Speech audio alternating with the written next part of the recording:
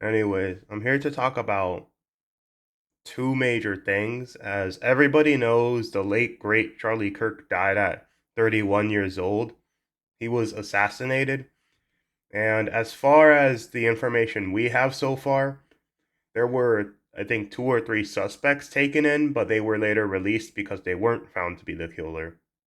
And as far as we all know, they're looking for them right now. They're still on the investigation. Many of the bureaus are looking into it. One picture was put on the FBI's most wanted recently of someone wearing all black clothing with like a little American flag in their chest. And I hope that they are able to find whoever did it. But this is one of those moments that really naturally seemed so surreal surreal when it happened because I was one of those people that watched Charlie Kirk when I was like 14 years old during the 2016 election. He was one of the few people that like really gave me a new perspective on things that I've never really thought of myself. Because during that time, I was a kid. I just thought what my teachers thought. And then he gave me a new perspective on things. And it wasn't like it immediately changed me.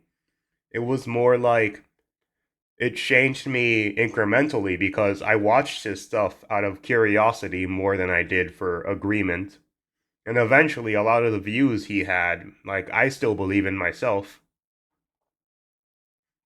So, what happened yesterday, seeing him assassinated and the horrible way it went out, was just it quite literally like ruined my day because it took up my entire day, and all I did was just look through everything, like articles, who did it, who did that. There was one old man that was arrested, but it turned out not to be him. I feel bad because social media immediately turned on him. Hopefully they give him protection because I'll say that was definitely our bad. Even I was convinced, but later they found out it wasn't him, thankfully. And what I saw yesterday was like an event that not only united the US, but pretty much the entire world.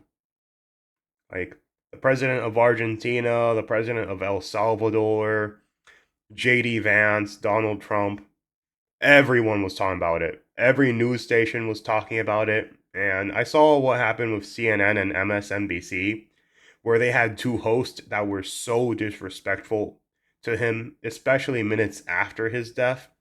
Thankfully, one of them was fired. And every time I look at social media, I see people quite literally uniting on him.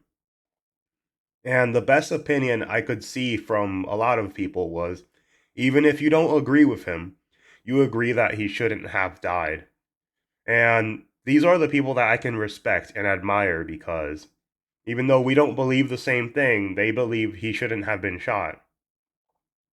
But yeah, pretty much every news station across the board is talking about him, talking about what happened. Everyone is looking at this story, and especially it being one day before 9/11, it just like brought things up to the next level because now we have 24 years after the most tragic terrorist attack in American history. And now we have this, the assassination of Charlie Kirk, one day before it. And it just, it was really, and I just don't know. It feels weird because he was someone who was a part of my childhood, but now he's gone. His wife, she had her husband forcefully taken away from her. Her kids are never gonna really know who their father was outside of videos they see. Like what should have been like memories of him playing with them are now just videos of him talking to people and stories from his mom and sorry, from his wife. But yeah, it's a real sad situation. I saw JD Vance was going to take his casket and bring him to his home state. Good on him. And I decided to wait because it was just too much of a fog of war moment, and It quite literally ruined the rest of my day, and especially night.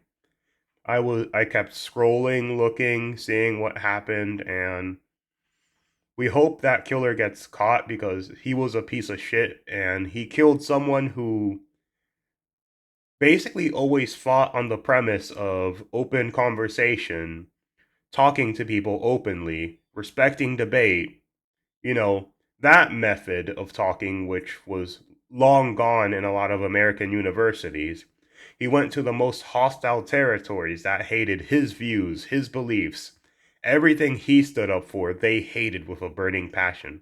And that killer, instead of fighting him in the battleground that Charlie Kirk made, that was safe, that was respectful, that was dignified, they decided to use their own method, which was shooting him in the neck, and sadly, he died because of it. And yeah, I'm glad that so many people have really shown Charlie Kirk support. And not only that, I keep seeing things related to people like this small minority of people who always make everyone else look bad, who were happy about his death, celebrating it, and even like on his wife's post about him, making fun of her for being a single mom now and all that stuff. Those people are absolute trash. And I also saw that a lot of them are actually like being exposed on social media for like being shitty people. And to be honest, I mean, you kind of reap what you sow. But yeah, this entire situation really shows that American unity is is now healing and things are getting back on track. America seems to be going back together.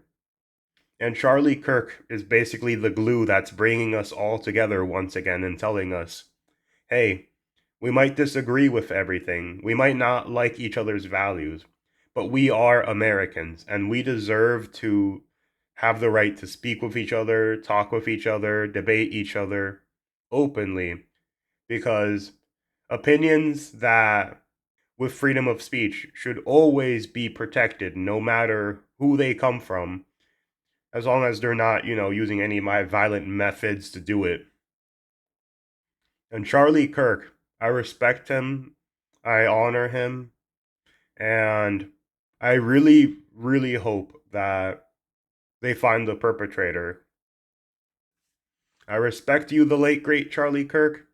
Thank you for every contribution you had to society, and your name will be etched in history forever.